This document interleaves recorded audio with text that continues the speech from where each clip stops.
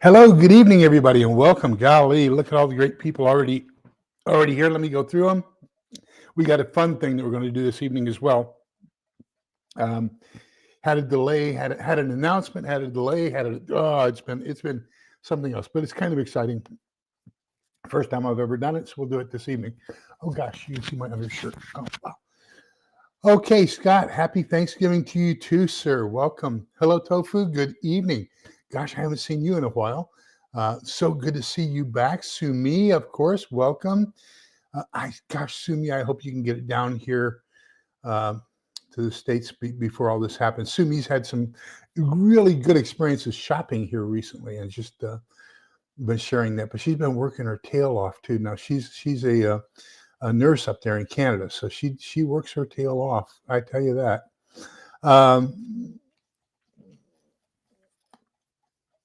Oh, wow.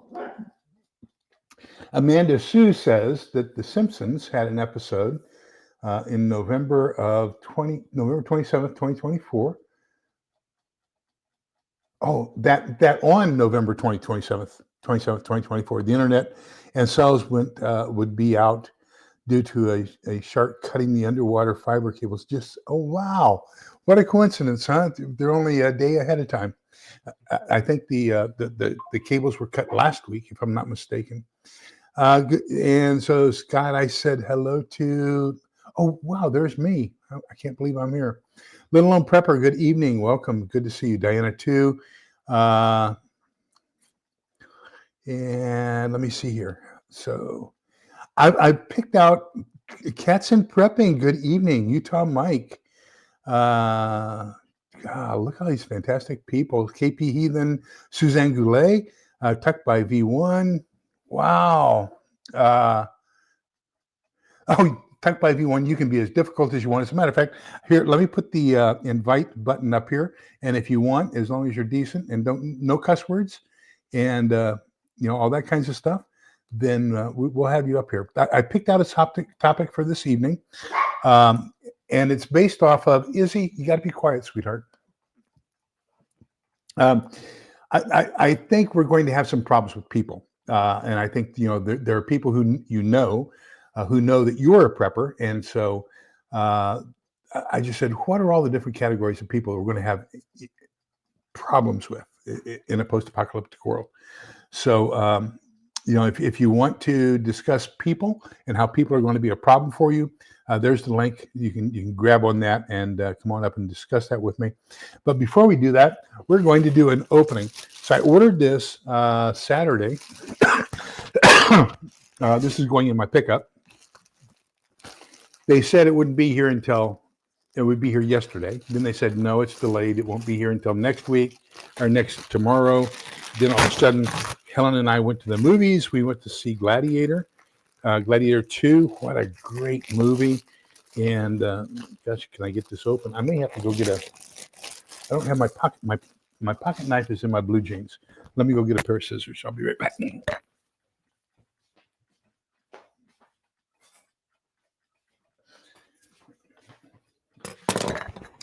So we went to see Gladiator 2. What a great movie.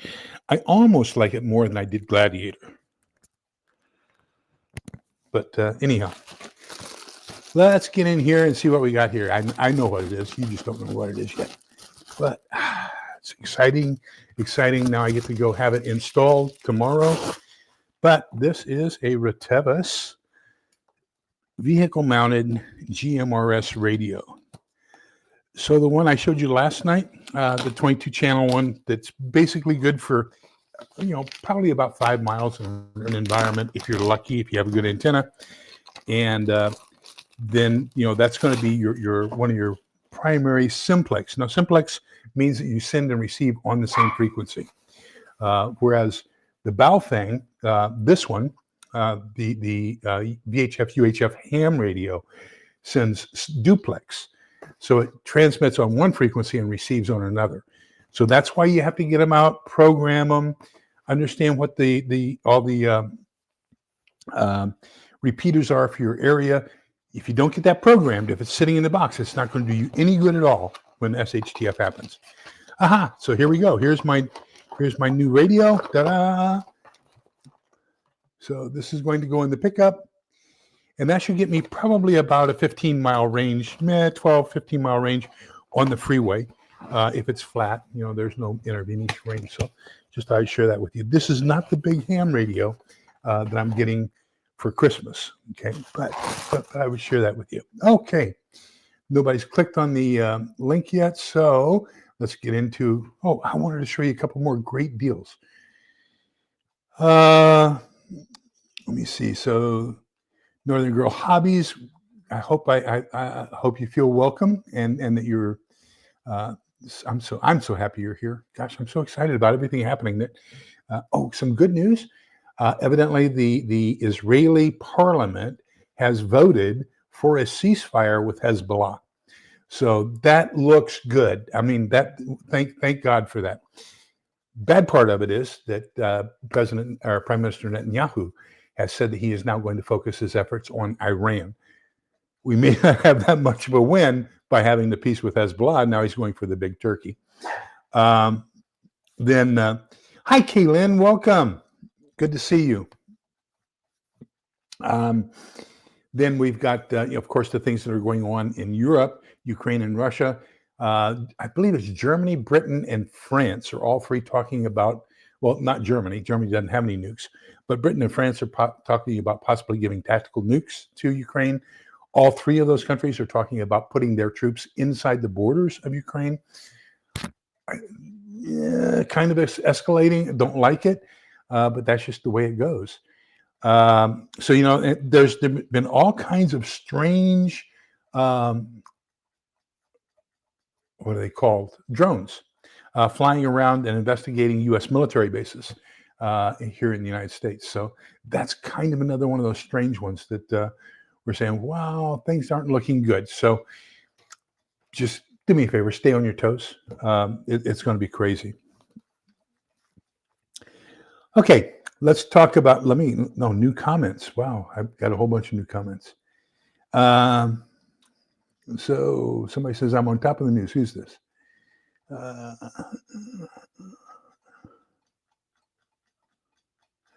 Went by real quick. Preparedness Headquarters, welcome. Good to see you. Thank you for joining us. Hope you get something out of this. Northern Girl Hobby says she's on top of the news. Great. Then maybe you can add some good news in here for us. Let me see. Phioxerus is making dinner. Good evening, Phioxerus. Good to see you. And I'm not having dinner. We went to the movies. We got one of those big refillable popcorns. So I've got more popcorn in me than I know what to do with. So I probably won't eat dinner. I had a bowl of vanilla ice cream afterwards, and so that's kind of where I am. Vanilla ice cream and popcorn for the meal for the day. Which brings me to another thing I was thinking about today. I know a lot of people are concerned about food stagnation, about having tasty foods. And I was thinking about it, especially as I was watching Gladiator, because I watched a documentary a couple of years ago about what food that the gladiators ate. And the gladiators had a porridge, basically. And it was the same porridge, 3 meals a day, every day. They got a special banquet the night before they fought, but which was kind of a great deal. But people ate to live back even 100 years ago, even up until World War II. So we didn't have the variety of food. We didn't have the taste things that we have today. It was primarily soups and stews and things like that. That if you take a look at what the Vikings ate nothing but very little meat. They would primarily do fish and then a lot of vegetables and a lot of barley and grains and things like that. So we have historically been a world culture that lives primarily off of vegetables and grains, and then secondarily off of fish and meat. I would say that fish is still probably more popular worldwide than meat, and then chicken would probably be the most popular of all those of all the meats, but pork right behind that, probably because of the ease and rapidity of its growth. But we eat a lot more beef than the world does, so we've spoiled ourselves. But I think that we are probably going to be forced to where we are going to have food stagnation as far as taste. And, we're going to, I think you just might as well plan on that we aren't going to have the variety of taste in our foods that we do now. So let me see. Oh, you're quite welcome, preparedness course. Look, here's what the thing is. And what we do here is we realize that we're all in this together. And so we support each other. There are other channels that we'll also recommend throughout the thing. I'm not the expert. I've been doing this for quite a while. I learn from my people on a regular basis. I have a notebook. I take notes from what the fantastic people who are here commenting. They teach me stuff every time we have a session. So we have an interaction.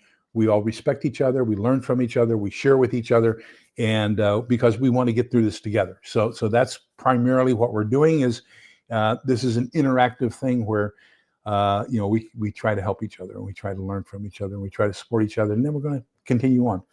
Let's talk about the types of people that we're going to be running into in a Shark Chinese same thing, ship same thing. Okay, don't understand what that means. That's a good question. Why did we allow the dirigible, the balloon, to fly over as well? There's a lot of questions I don't know the answers to.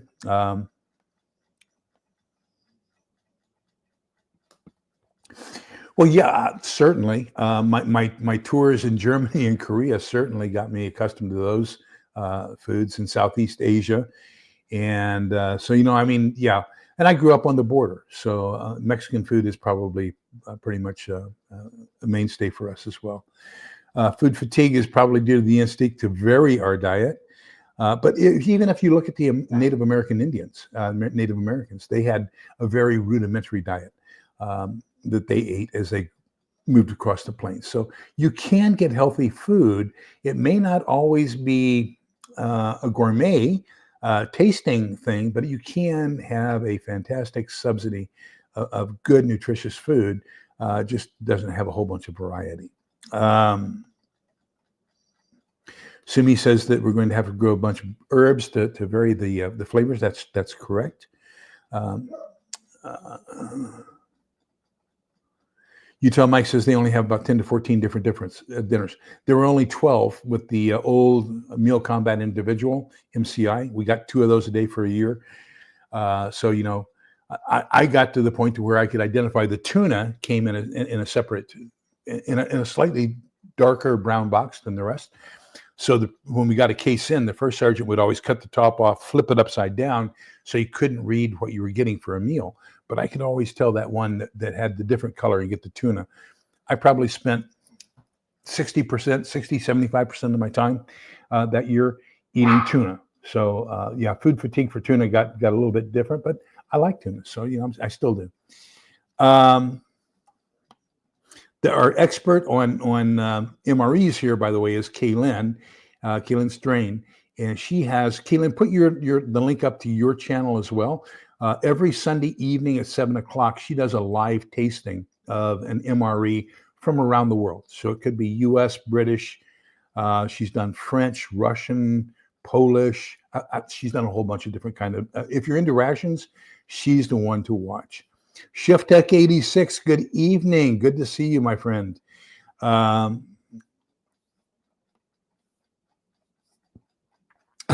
isn't that the truth? That we're going to talk about that. We're going to talk about that. So hold that thought, because that is so true. Gray Man Prepping, good evening, Gil. How are you? Good to see you. Always enjoy seeing the two of you guys. Okay, so let's talk about these people. The first group that we're going to encounter, probably, and it may even be right as it's happening. She's done Spanish MREs as well. Thank you for sharing that. So there's her link. Hello Tofu put her link up. If y'all would just subscribe to that, and then on Sunday evenings you can watch her do MRE reviews.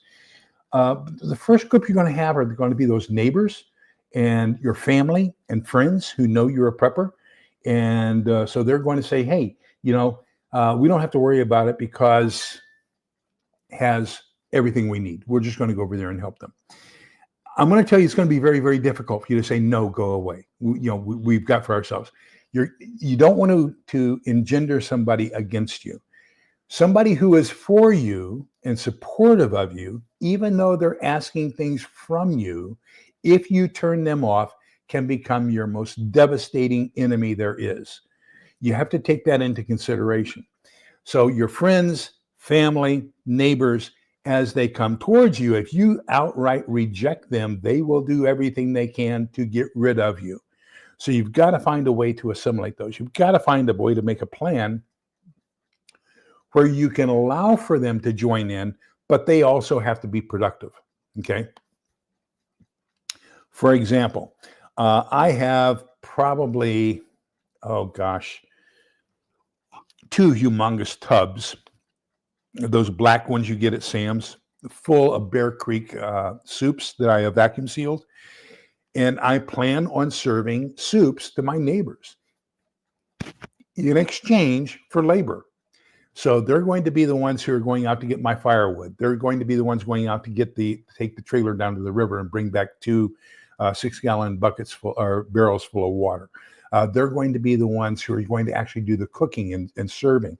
I don't want to be out there. I don't want to expose myself to somebody taking me out. I would rather they come pick up the food, the equipment from me. They go out and do the shop. They go out and do the cooking. They do the exposure. They get to get firewood. They get the water. They get all that other kinds of stuff. And I'm just kind of coordinating. Okay. So I'm trying to find a way where I can keep them as allies and doing work for me. Now I went to Walmart and bought one of those big, those raffle ticket rolls, the red, white, and blue rolls and gray rolls. I bought a couple of those. And so I'm going to give one of those away, equivalent to $1, if you want to, a 1 unit of currency. So if you pull an hour of guard duty, I'm going to give you a ticket. If you go get water or firewood and get so much, you're going to get a ticket. So it's basically a currency system. Now with that, then you can trade that currency in to me for a meal or for whatever, okay? So the way I look at it is if you give me 8 hours of duty, 8 hours of work, 9 hours of work, then I'm going to feed your family of 4. I'll give you 8 meals. So I'll give your family of 4, 2 meals, midday and an evening or a breakfast and an evening, whatever. 8 hours of work, 8 meals. So 1 hour of work equals 1 meal for you and your family.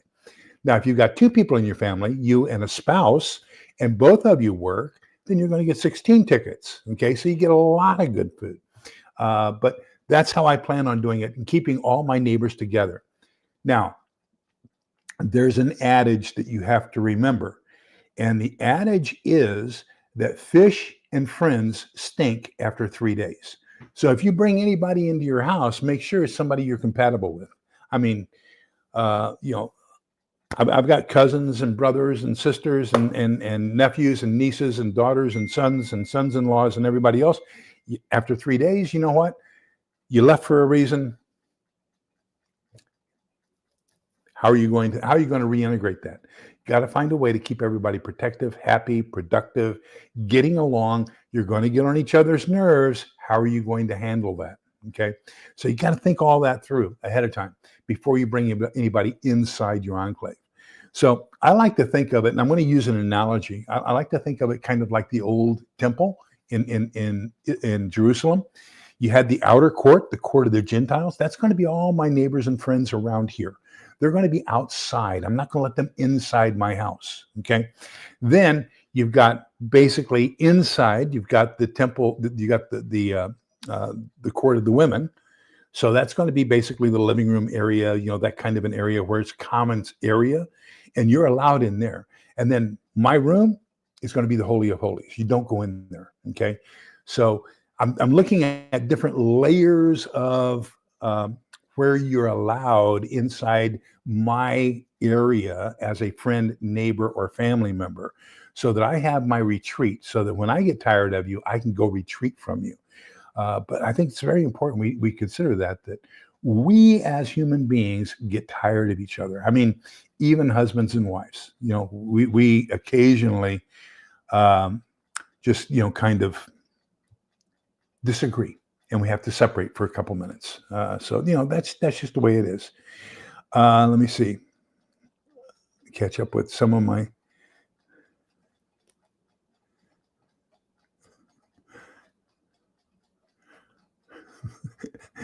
Isn't that the truth? Isn't that the truth?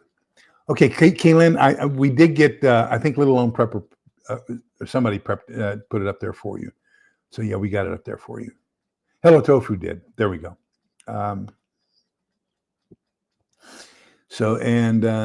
Then Northern Girl Hobbies says, thank goodness we're in a small town, have property and are productive in the plan.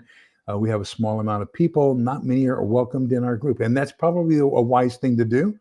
But also you have to remember that with size comes a little bit of strength and a little bit of flexibility. So we're going to get into that. So that's group number one, friends, family, and relatives. Beware when they get desperate. Okay. If you bring them in during the initial stage, as things are starting to get desperate, beware when you start rationing foods. At some point, you're going to say, we got to ration this stuff. It's not going to last us long enough. When that happens, people are going to think that they deserve more. They're more of a fair share of a ration than others. And tempers are going to flare and people are going to do things. What do you do when somebody violates a rule? You've got to agree to those rules ahead of time. So if you ostracize them, if you kick them out of their community, remember what I said, an ex-friend is now the strongest enemy. They're going to go seek somebody else to be with them to seek retribution or revenge against you. So anybody you ostracize or kick out of your group is going to automatically become an enemy who is a sworn enemy with a sworn oath to take care and avenge what you have done to them. So how can you correct people's behavior, correct people's initiative to work with the group and just do it in gentle corrective nudging? Now, sometimes it requires a lot more than a gentle corrective nudge. What are you going to do for discipline then? Remember, if you physically harm somebody, if you whip them or tie them to a post and scourge them or something like that, you're going to, once again, there's an opportunity where they're going to turn into an antagonist. Same thing if somebody else perceives, number one, that the person was unjustly accused and unjustly convicted, and or they were justly accused and justly convicted, but excessively punished for that minor infraction, in their opinions, you're now turning that person against you as well. So all these become very complicated things in your miniature society that you're creating with your friends, families, and other people.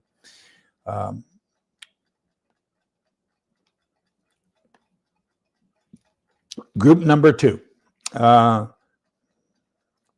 people who have heard about you. So after this happens, okay, you're going to notice, beware the fat man in the land of the starving. Your people the people who are associated with you are going to be better fed. They're probably going to be a little bit cleaner, and they're going to be a little bit, have a little bit more jaunt in their step than the people who haven't eaten in a couple days and other things. So people are going to notice you.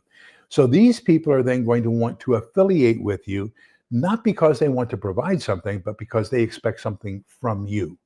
And so you have to be very, very cautious of these people, because they are there for one purpose and one purpose only, and that's to survive, to take from you for themselves.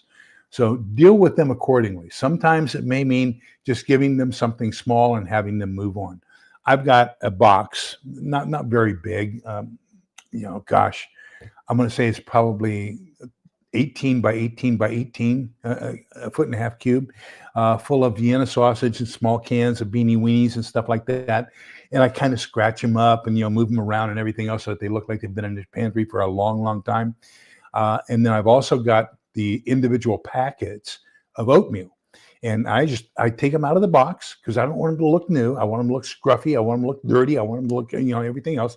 So that when these people come to my house and they're really, really desperate and they're dying and they want food, I can give them a small can of beanie weenies, or I can give them a package of oatmeal, instant oatmeal, or I can give them a package of, Vienna sausage or something like that. And it looks like I'm down to the bottom of my pile. And that way I can say, look, this is all I can scrape together for you. I wish I could give you more, but here's what I have. Now, if you give them a brand new one, they're going to know, hey, this guy's BSing me, but if you give them something that's a little bit, you have to look for it. You have to find it. It's kind of dented up and everything else. They'll be appreciative. They'll leave you alone. They'll probably go on their way because they'll think there's nothing else they can get from you. In my opinion, okay. No family left except for our two fathers. No issues with that. Bring on the, I need to get my glasses. Bring on the MII. When you do the things on a regular basis, you get to know these people. Amen. I think that's going to be, and part of that is knowing the people that are going to be with you ahead of time. So like, for example, our group has been together now for, oh gosh. Well, I know in order to join the group, I had to get a concealed carry license because that was how they did their background check. That you didn't have any criminal background. You can't have a criminal background and get a concealed carry license.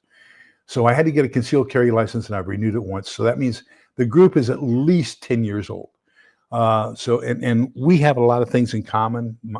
One's my general practitioner, my family doctor. He was my parents' family doctor, as a matter of fact. He's been our family doctor for decades. I've got an oral maxillofacial surgeon who's part of our group. I've got 3 nurses. One of them is an ER nurse. As a matter of fact, he's my Elmer for Ham. And just really great Elmer for Ham. We've got 3 18 series MOSs, 18 series of Special Forces, Green Berets. I've got at least 3 11 series, which is basic infantryman. I've got a cannon cocker, an artillery guy. I've got a scout guy. I've got 3 MI guys. I've got a plumber. I've got a vehicle mechanic. And I've got a flooring sales guy. And then Don, and then Don and his wife Barb. Don was a Navy. He flew in the sub-chaser airplanes and dropped radio sounds and everything. So he's an anti-submarine guy. He's not going to be that much good, except for the fact that he's he can man a radio. He can do other work. So we got a good group of people. We've been together at least 10 years, and now. Do we argue? You should have seen me and Craig go at it about 2 weeks ago. As a matter of fact, I sent him an email. I said, Craig, no more religious discussions. I don't feel that I want to argue with anybody over religion. I believe the way I do. You believe the way you do. I'm not going to try to convert you to my way, and please don't try to convert me to your way. Let's respect what each other believes. And as long as we aren't harming the other person by our actions, let's respect what each other believes and just go with that, and don't worry about me. Worry about yourself. But anyhow, so we got that taken care of, and we haven't had any religious discussions or arguments ever since. So maybe hide supplies. Only a few know where they are till newer members show their trust. Absolutely. That's a great idea, Kaylin. And so, yeah, we have, various members have different locations and everything else. Hello Tofu says that the rules and punishments should be written out. And yes, absolutely. And agreed to. And you need to do that in advance. Right now, it's almost too late. I think you need to really sit down and do that. And what are the penalties as well? Agree to those ahead of time so that people aren't turned off by them. If they won't think that they're too harsh, say, hey, you agreed to this, Gil says that's one of the reasons they bought acreage, so they could keep like-minded people around. Instant grits. I don't have any instant grits. I don't have any instant cream of wheat. I focused on, for things I want to give away, I focused on the smaller cans of ham, or Spam, the smaller beanie weenies, Vienna sausage, mixed vegetable, small 6-ounce mixed vegetable cans, and the packets of instant oatmeal, and then some packets of hot chocolate. So that's, and then there are some other small things I have, every once in a while you pick something up, a sample or something somewhere, and that goes into my food distribution box. I might have a couple of the cup of soups, and I might have a couple of the packages of ramen or something like that. If you do have those and you have vacuum sealed them, remove the vacuum sealing before you give it away. Because if you give it away already vacuum sealed, it shows that you are prepared, and it shows that you've got a whole bunch probably. So make sure that anything you have done to make it long-term storage gets removed, and that it looks like it's at the very end of your supplies.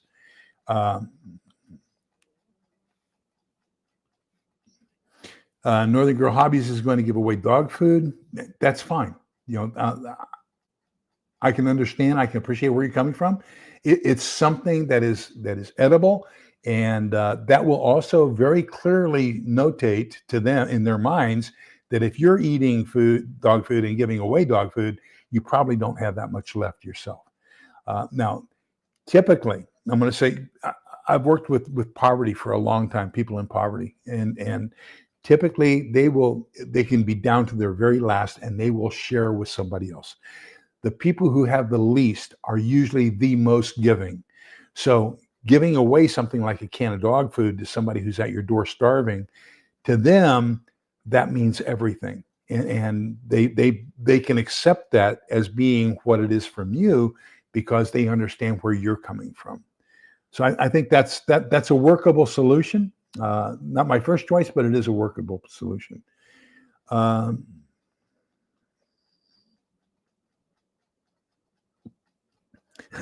Utah Mike's going to be a jerk persona. I didn't have to study that. It comes to me naturally. I'm just a 100% anal orifice. I'm afraid. Well, I don't have any teeth. These are all. My teeth cost me more than a house, more than the first house we bought. Gosh, let me see. Maybe I can show you. I had really bad teeth. I had 17 pulled all at one time. That was all I had left. And then I had all on fours. So I have dentures on the bottom. There are 4 posts that are drilled into my jaw. And I have 4 posts that are drilled into the upper jaw. And then my dentures are screwed into my mouth. So I don't have any feeling. I don't feel anything when I'm eating. When I eat corn on the cob, I have to kind of pick it off, because I don't know whether I'm eating into the cob or whether I'm eating into the corn. But let me see. There you go. There's right after they pulled the 17 teeth.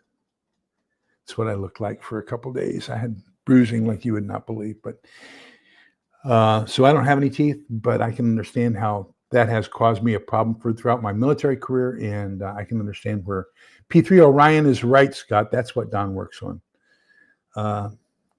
Yep, thank you. And Tech by V got it as well. P3 Orion, you're absolutely right.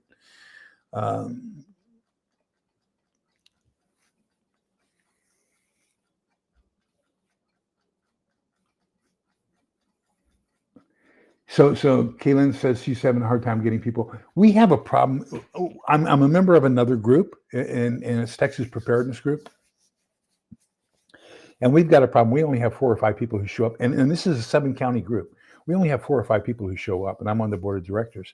We're trying to find a way. How do we get people more engaged? And, and I think there's a lot of people who are passively engaged. And so, I think that's why we do well with this channel and why prepper channels in general on YouTube are doing as well as they are, is because people don't want other people to know that they are prepping or who they really are.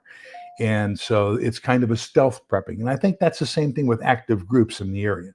I want to learn from you, but I don't want you to know who I am. I don't want others to know that I'm involved because I don't want to be a target, I think is the primary thing. I think with my group, we've got it pretty well covered. I think the 318 series and the 311 series, those guys, you're in charge of perimeter security. You guys have got it. I'm an MI guy.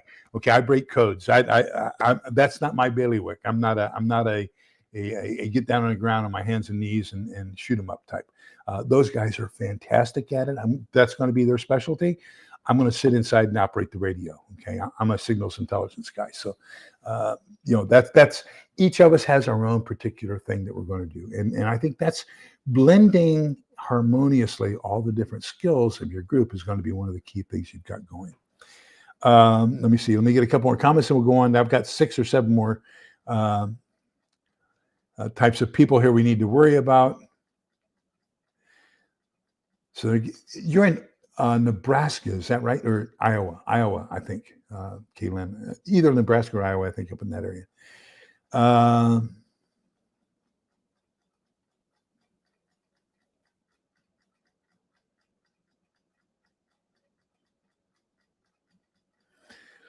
You see here, you guys are doing great, keeping each other engaged. That's fantastic. Thank you. The next one is going to be looters and opportunists. And the looters are going to be the people who think they can try to steal from you. And you're going to dispatch those. They're going to go, you got to get rid of them. They can't hang around. They're going to be opportunists who think they can come in. They're going to try to say, I will do this for you or whatever. And they can't. And so you just have to make sure you don't let them see anything, hear anything, or do anything within your secure perimeter. You want to keep them, you want to have some sort of a controlled access point where all those potential looters or opportunists are stopped at the gate and don't have any way to come into your area. Think of The Walking Dead. What was that one where they had all the walls up and they had the one entrance? That's ideal. I mean, that's what you really want. You want to have a controlled entry point. Nobody can come in and do anything unless they come in through that access point, and only the people you allow in are allowed in or get in. The next one is be careful of the mentally unstable and those who are addicted to things. They will be extremely desperate for medication, for whatever they're addicted to, and that can be a variety of things. That can even include coffee addiction or tobacco addiction, drug addiction, alcohol addiction. All those different types of things can be very, very stressful if a person comes up to you and needs those things. I have a couple, I probably, maybe a little bit larger than a shoebox full of those little bitty airplane type alcohol bottles. And I can give, 1 or 2 of those away that and stifle their addiction or whatever long enough for them to go away. But that's about it. I'm also kind of afraid that if I even give them that little bit, that's going to encourage them to come back to see if we have more. I really haven't. I think we'll have to have a group decision on that. That's not a decision I'll be able to make on my own. I think that what we'll have to do is we'll have to say, what is it worth? And maybe it's on a case by case. I don't know. I don't know how we'll handle that yet. We've got to probably discuss that in greater detail.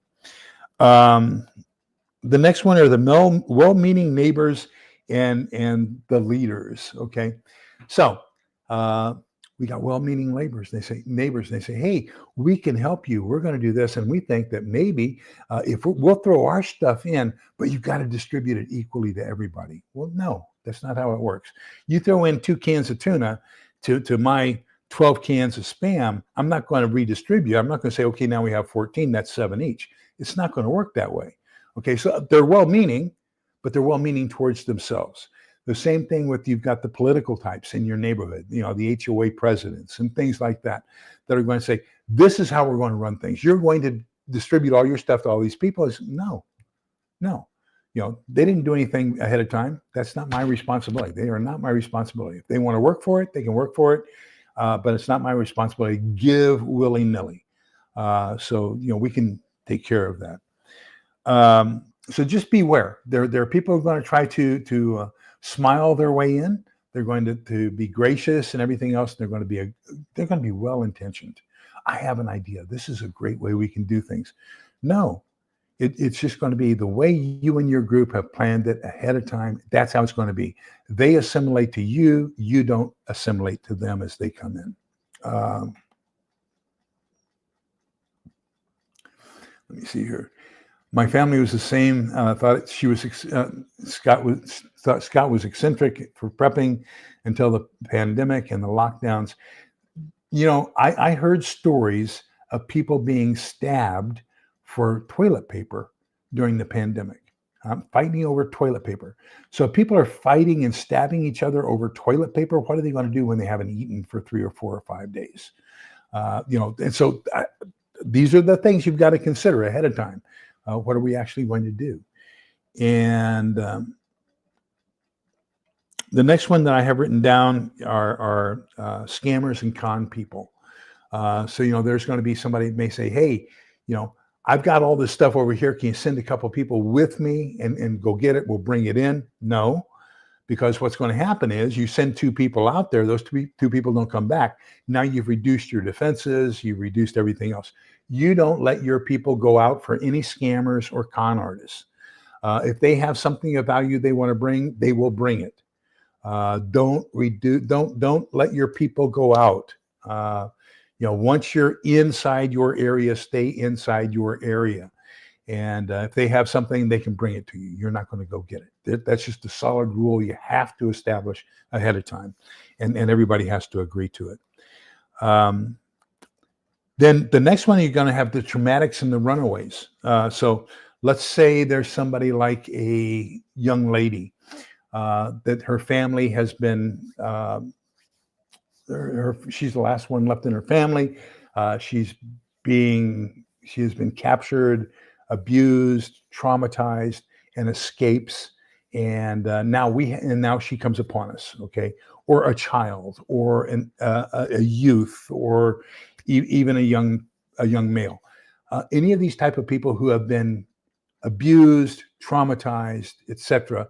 I'm going to take them in. We're going to take them in, and we're going to try to help them recover.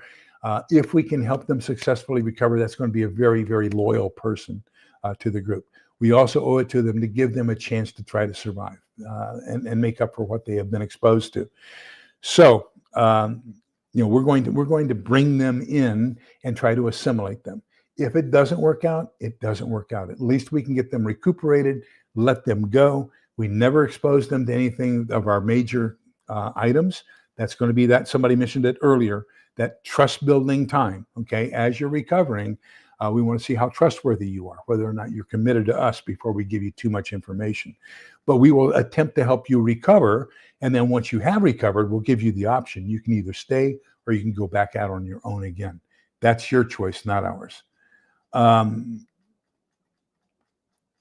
me see. Holly Ivans is here. All right. Yeah, and Sumi, you're absolutely right. That's what I call the leader wannabes or the politicians. So they think that they're going to come in and just take over, and we can't allow that to happen.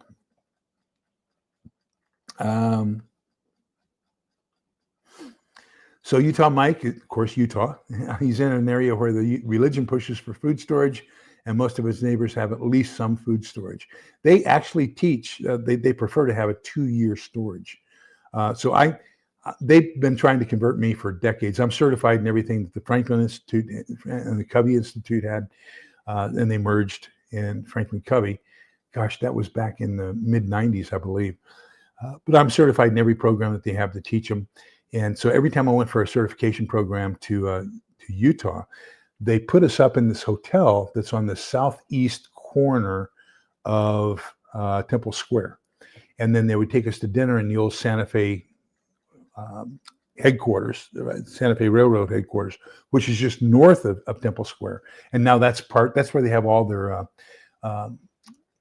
genealogical data and everything else is in that building now. I think it's a headquarters building for the church. But they took us upstairs to the restaurant. In the restaurant, you're sitting there, and the angel Moroni is staring straight into your dining room as you're eating dinner. So they tried to convert me. They've tried to convert me for decades and decades. As a matter of fact, I used to have the missionaries over here on Monday evenings for family home evening, and we'd play games and drink Kool-Aid and eat popcorn. But I've been very active in their community. I'm on 2 of their email distribution lists, as far as Avow is one of them, and the other one's just Williamson County Preparedness for the LDS Church here in Williamson County. Great group of people to get to know. They know more about prepping than most people in the U.S. If you have an LDS storage center where you can go get things, that's where I get all of my powdered milk, is from the LDS Provident Living Center. Strongly recommend them. You can also buy it by the case and have it shipped to you at very nominal fees. So Phioxerus had a chat with an old friend last week, and he mentioned coming to my place if things got bad enough. I told him he had better have a trailer full of. So here's what I do, Phioxerus. I have a 2-page, and if you send me an email, coldwarprepper@outlook.com, I'll be happy to give you my 2 or 3 page. If you're coming, this is what I expect. So bring your own cot, bring your own sleeping bag, bring as much food as you can, bring your own weapon, ammunition. I expect you to do the following things. Here are some of the rules. And so I'll be happy to share that with you, what we have for our group. And, but, I'll say, sure, come on. But here are the conditions. Okay. If you can't contribute, you can't get anything from us. You got to put something in order to get something out. So even when I have my food distribution point, I told you for the neighborhood, I'll have those Bear Creek soups as a base. What I tell people is, in order to stand in line, you've got to have 2 things in your hand. You've got to have a 1-liter bottle of water. Okay. Now it counts. You get extra credit if it's a sealed bottle of water. So if you get one of these I have underneath here, if you get one of those, you bought a case of them, that's your ticket to get in, because that's going to be added to the soup. Okay. The other thing is, I want 6 briquettes, arbitrary number. I want 6 briquettes of charcoal or an equivalent amount of firewood, because I've got to have something to heat the soup. Okay. That gets you the ticket to come in. Now, I have another list of, if you have the following canned goods, then this is how much food you can get out in exchange for that canned good. So, if you put in a meat product, a protein product, like a can of chicken, you're going to get out 3 times the amount of volume of what you put in for the canned chicken. If you put in a can of vegetables, you get 2 times the volume of what you put in for vegetables. If you have pasta or something like that, or rice, you get an equivalent amount of whatever you put in. So it depends upon the nutritional value of what you're putting into the soup pot as to what you're allowed to take out of the soup pot. Now, we're making up for all that displacement by the amount of water that we're adding in to thin it out. So, that's how I plan on feeding the entire neighborhood, is that they have got to have something in the game in order to do it. Now, what happens when people run out of water? What happens when people run out of charcoal or run out of wood? That's where that ticket plan comes in. Okay. Well, you go gather the wood, you go gather the water. I'm going to give you a ticket. Okay. And that ticket is the same thing as a bottle of water, or the same thing as 6 charcoal briquettes. You can stand in line for food. So that's kind of how that whole thing works. Okay. Where am I? Oh, we're talking about runaways and traumatics, and we're going to get them kind of brought in. The next 2 are the last 2 I want to talk about. The first one, I'm going to go to the lighter one of the 2, and that is people who are standing outside just observing. Okay. So you notice somebody, they're kind of sneaking around, they're looking at things, they might be walking around your perimeter, looking at what's going on. Those could very potentially be scouts for another group. So if that is, you want to get those people incorporated as soon as possible. You want to interrogate them. You want to find out what's going on. Because if they are just trying to scope it out to see whether it's safe or not for them to come in, that's one thing entirely different. They could be one of those runaways or traumatized people that we talked about earlier, but you've got to treat them with suspicion until you can confirm that they are traumatized or a runaway. Up until that time, as far as you're concerned, they are a scout for an enemy aggressor force. So that takes us to the next one, which is the armed gangs or enemy aggressor forces. And these are going to be a little bit better trained, a little bit better coordinated. And that's where you want to make sure, if they're using radios, that you've got a scanner and somebody's always listening to see if they're coordinating and talking over the radio, whether that's FRS, GMRS, CB, or even the simplex version of the ham radio. Make sure you have scanners so you can always listen in on those.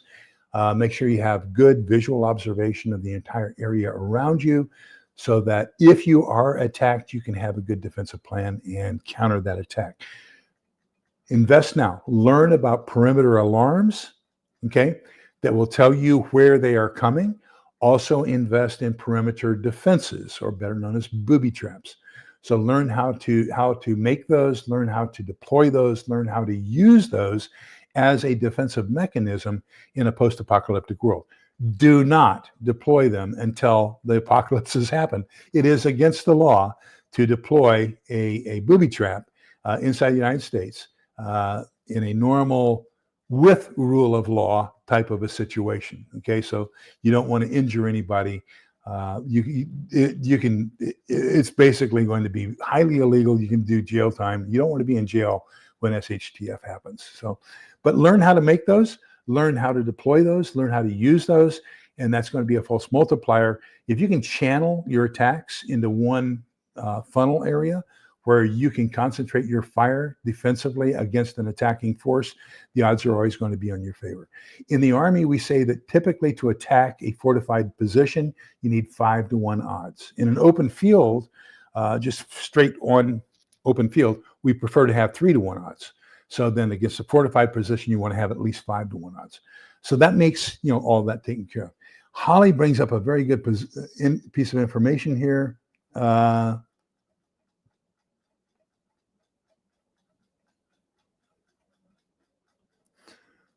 I don't know what happened, Holly, or Kaylin, I'm sorry. Yeah, children, especially, and I think she's referring back to the traumatized and the runaways. Yes, children, take care of the children, bring them in. But also be aware of the fact that children can be used as, especially if they've been really, really indoctrinated, they can be used as decoys as well. Not only decoys, they can also be used as scouts. And quite often we will think of them as being that rather than as being an innocent child. So, just be cautious of those.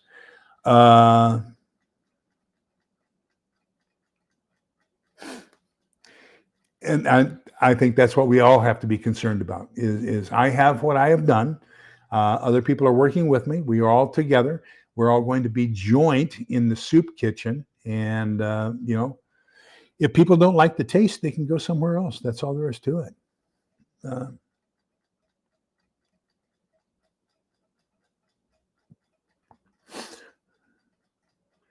I don't think they gave you good advice, Keelan. I think that pretty quickly after SHTF, there won't be any fuel available. And so a lot of us won't be driving, and it won't be because it's personal choice. It'll be because it's just unavailable. Let me put this here and see if anybody wants to add any thoughts or discussion or anything else. If you want to come on with me for the last couple of minutes here, we got 8 minutes left. If anybody wants to discuss anything else. LDS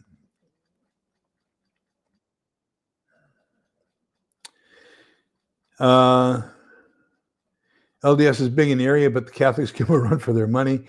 No problems with them. It's the alkies and the druggies that I worry about. Actually, here the LDS and the Catholics get along extremely well. I am a member of St. Vincent de Paul, and so we and the LDS Church and the Methodist, basically, most people don't realize it, but Salvation Army is an extension of the Methodist Church. So the three of us have really banded together here to try to take care of the homeless and the people who are having issues with inflation and job loss and all that kinds of stuff. So, yeah, I really get along well with the LDS Church and their members. I don't believe in their religious philosophy. We just believe differently. Of course, most Protestant religions don't agree with Catholicism anyway, so that's why they left back in 1517. They just didn't agree with us. So, that's okay. You believe the way you believe, I believe the way I believe, and hopefully, as long as we understand that we're taking care of each other, we have an obligation to take care of each other, and that's in the second chapter of James, verses 14 through 24. And so it says, "What doth it profit, my brother, if a man come to you naked, destitute, in need of food and clothing, and you say unto him, Depart, my brother, be filled with peace. Notwithstanding, you give him those things which are needed. What does it profit? Show me your faith by your words, and I will show you my faith by my action, because faith without works is dead, being alone." So that's my belief. I believe I have an obligation to help my fellow man as much as I can, to the extent that I can, as long as it does not endanger my family or my friends. Okay, so that's my religious rhetoric for the evening. How's that?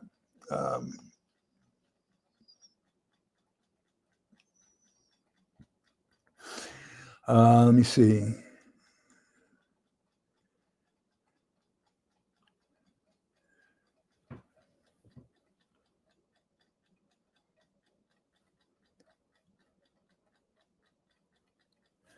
Amen. Amen, Theoxerus.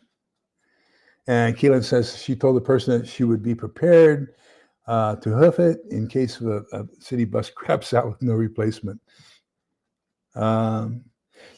Great. Muskoka Oma, thank you for bringing that up. Absolutely.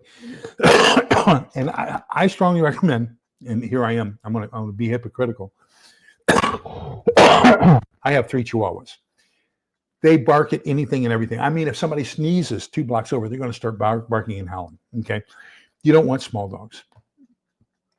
Smaller dogs, they bark, howl at everything. It's going to be terrible for noise discipline, extremely bad for noise discipline.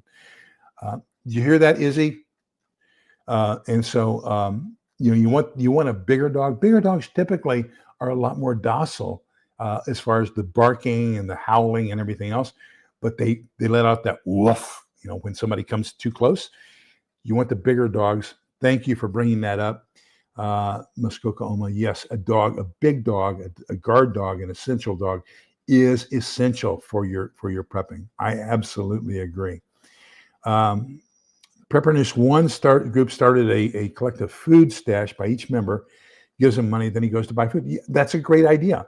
And we've done the same thing. The LDS Provident Living Center, they have probably about 24 different types of foods there: flour, rice, macaroni, spaghetti bites, which are basically about 4-inch long pieces of spaghetti. They got white beans, navy beans, black beans, pinto beans. They used to have refried beans. We have probably a couple dozen, maybe a couple cases of refried beans for our group. They don't sell those anymore. They have strawberries, apples. I mean, all kinds of great things you can do. Now, it's not a wide variety, okay, but there is a lot of good stuff. Really good hot chocolate, really good. They used to have a really good berry drink. I haven't seen it in quite a while. Really one of the best milks on the market.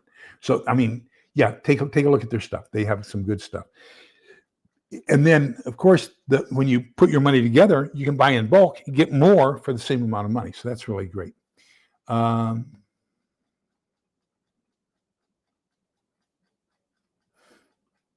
Absolutely. Yeah, and I think maybe there's in our neighborhood probably has 100 houses, and I think there might be 6 or 7 of us that garden, and I don't do it well. I will be honest with you. I am not a gardener. I think I would prefer to have somebody else do that for me. Gil says he and his brother had plans set in place when they were in high school. They've taught their kids preparedness, which is great. I did too, only my kid moved off to New Jersey. So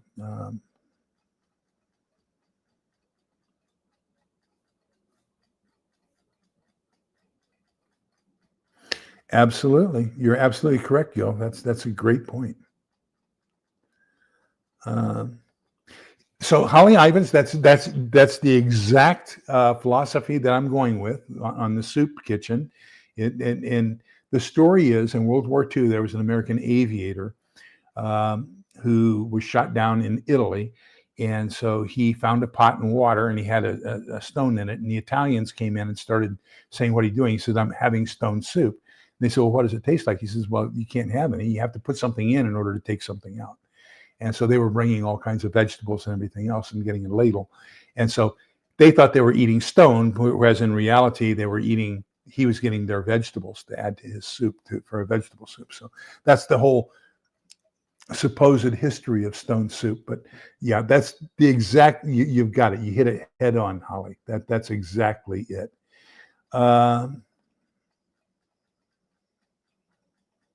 Okay.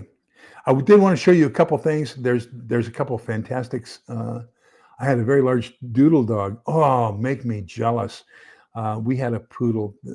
Arco, and God, I love that dog. He was just something else. He ended up with doggy AIDS, and we probably spent the last year he was alive, and the last month he was alive, we probably spent $7,000 on vet bills and ICU and everything else. He was just the best dog ever. He was black poodle. Just loved that dog. Okay, I want to show you a couple. Want to show you a couple of things that are on sale that I think you should take advantage of. So present, share screen, share screen, and we're going to. Oh, I want to show you this one. This is kind of something. NATO has warned their businesses in Europe to start preparing for war. So they need to start getting more on a production footing in preparation for war. That's something that we kind of want to kind of take a look at there. Then I want to show you this one. I know a lot of you, there's been a lot of discussion about a lot of different things. FEMA has some fantastic documents that I think, and there are 3 that are just really, really good. Just go to FEMA.gov, and they have, this one here is like an 84-page document on evacuation and communication in an apocalyptic or SHTF type of an environment. They have several really good documents. Please go to FEMA.gov and download those documents. They are really, really worth printing out and having available in your kit. The last one is, if you don't have a good gravity-fed water filter system, the water drop 2¼ gallon gravity-fed water filter system with silver ions, and this, I believe, is down to 0.01 microns. Let me make 100% sure here. But this is probably, it does 45. It can do 45,000 plastic bottles worth of equivalent, 6,000 gallons.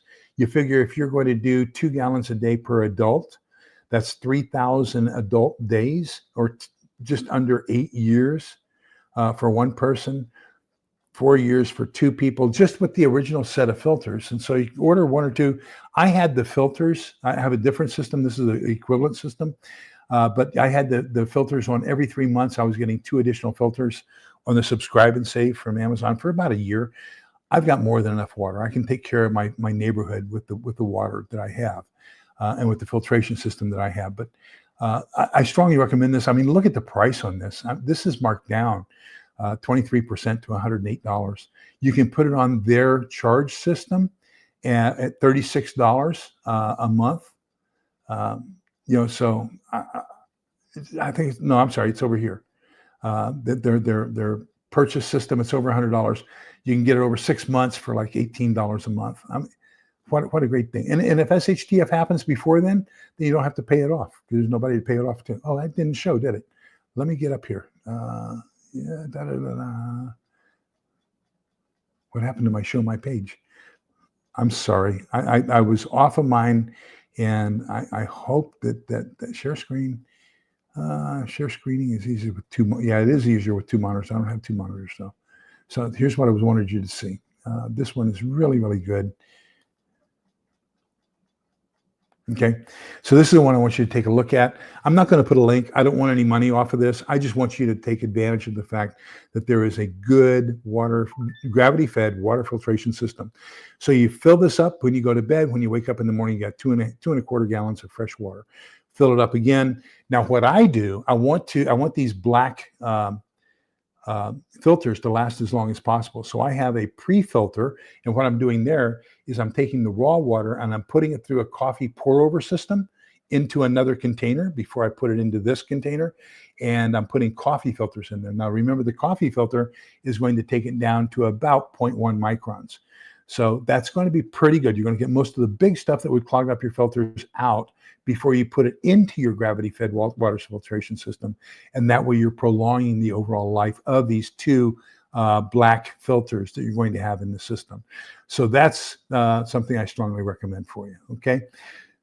So that's all I had. Was it worth your time tonight for an additional for an additional evening this evening. Thank you for being here. We're losing Sumi. I hate to do that. She's going to go do laundry, get ready for bed. She's been working hard, like I said.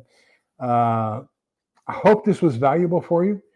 I hope that you take into consideration all the different types of people you're going to be running into in a post-apocalyptic world, that you make plans for how you're going to deal with those people in advance so that you aren't caught by surprise. You have a regimen pretty much thought out in advance on how you're going to deal with them. Think about how you're going to punish people. You don't want to ostracize them. You don't want to turn them against you. Think about, how am I going to incorporate people? How will I motivate people? How will I provide a motivation or an intrinsic motivation so that they become an important, capable, productive member of the group who has as much invested in the group as the group has invested in them? Okay. So thank you all for your time. Let me move my radio. Let me get my Bible down. And I think we can call it quits. And then I will see you next Monday. Please do me a favor, stay safe, and really have a great Thanksgiving. We bought dinner for 4. I've tried inviting 2 or 3 people over that I knew were single, in hopes that we could that we could give them family time. But Craig, my flooring guy, part of our group, he's going up to Waco to be with his aunt and uncle. And then Richard, oh gosh, I forgot about Richard. Richard was an electronic warfare guy, and he's not going to be eating because he's my partner most of the time in St. Vincent de Paul. And instead of having dinner himself, he is driving for Meals on Wheels. So he'll be delivering about 120 Thanksgiving meals to people around the neighborhood, around the city, who don't have the opportunity to have Thanksgiving or couldn't afford Thanksgiving. So he's going to be delivering for them. So I tried to get him to come over for dinner. We're going to have leftovers, it looks like. Okay, so here we go. The Lord bless you and keep you. The Lord let his face shine upon you and be gracious to you. The Lord look upon you kindly and grant you peace. Thank you so much for being here. Thank you for the way you treat each other. Thank you for your loyalty to the channel. I greatly, greatly appreciate it. Remember that we're all in this together so we can come out the other side together. Continue to treat each other with kindness, being polite to each other and being respectful to each other, because the only way we're going to get through this is when we do it together. Take care, everybody. Happy Thanksgiving, and I'll see you next Monday. Bye-bye.